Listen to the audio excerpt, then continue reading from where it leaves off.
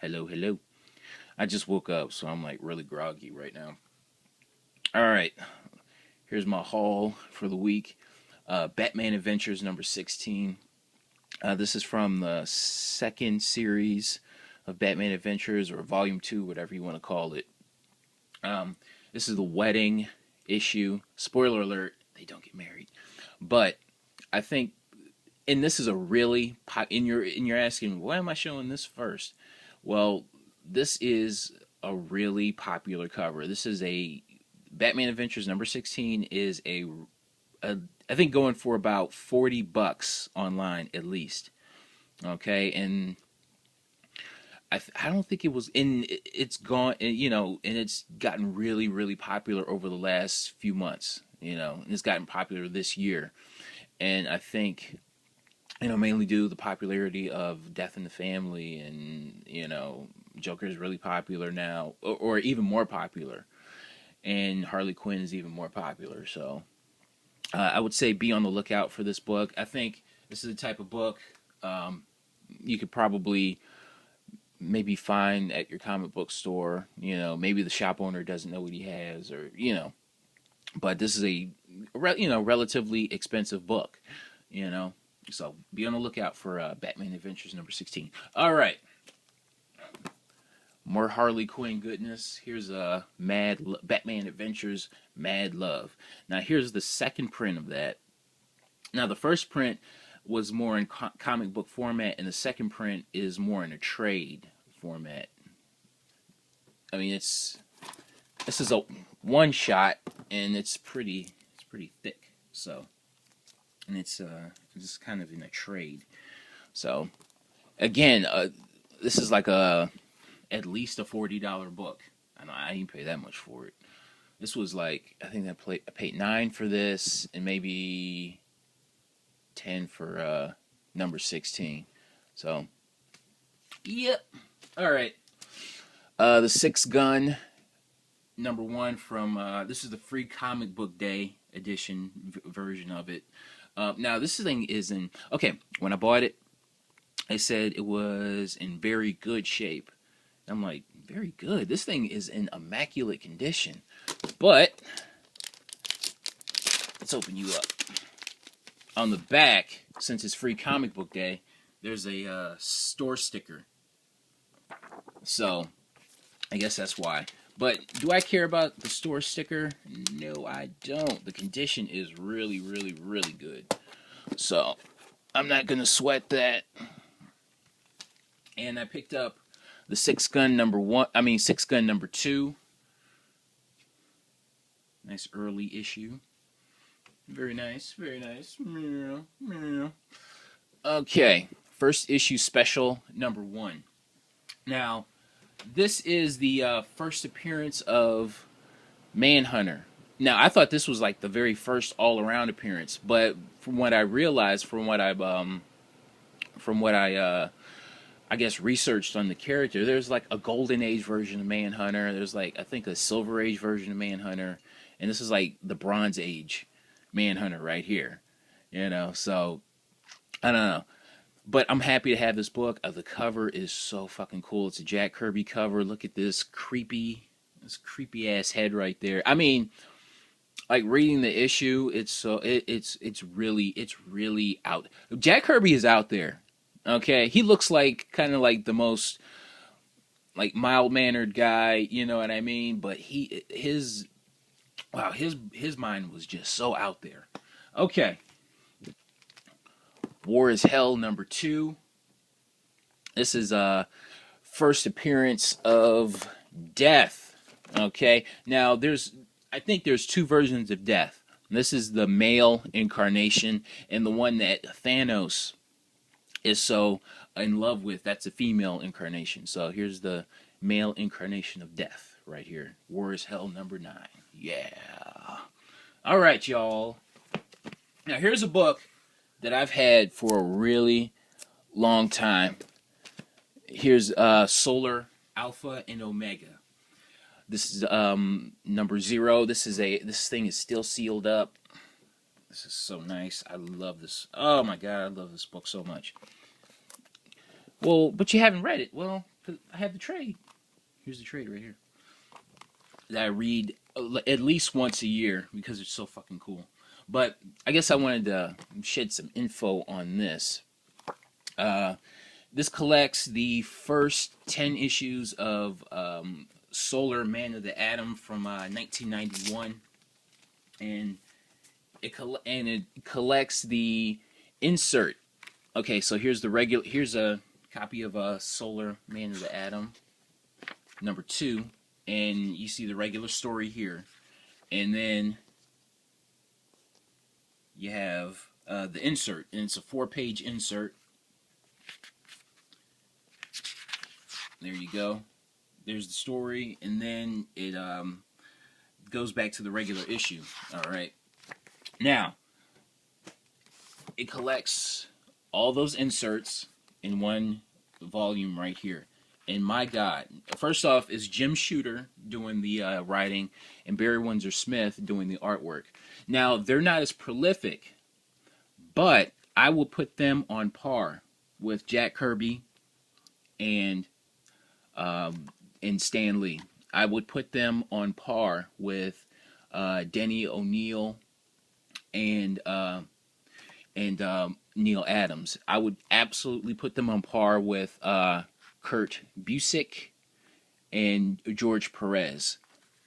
I mean, I've never seen art more complimentary of writing than Barry Windsor Smith and Jim Shooter. Okay, my God, it's so smart. Okay, and this is you know, like a 20-year-old book, but it's just so timeless to me. You know, it's so much fun to read, and I read it at least, like I said, I read it at least once every year.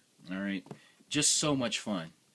So, Solar Man of the Atom. And here's the hardcover slipcase edition right here. Oh, nice. So nice. So nice. You know what? Let's put you back up there. Some more Valiant goodness here. Now, I noticed I've watched a few hauls, and they shown off Deathmate Black. Okay.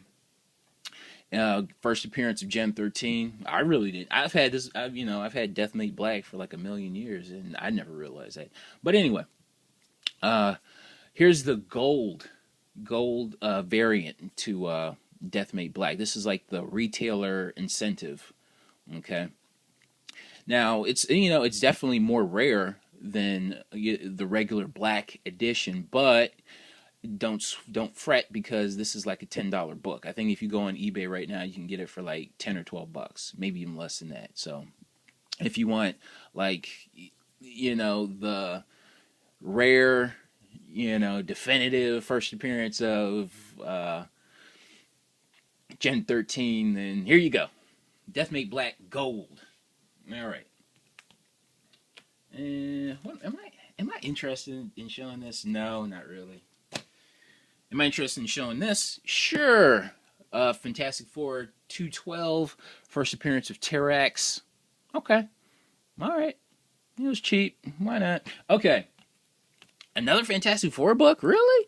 Fantastic Four 252. Now, the reason why I bought this, I showed you Amazing Spider-Man 238, but it didn't have a tattoo in it. But this one does. And I just wanted a book.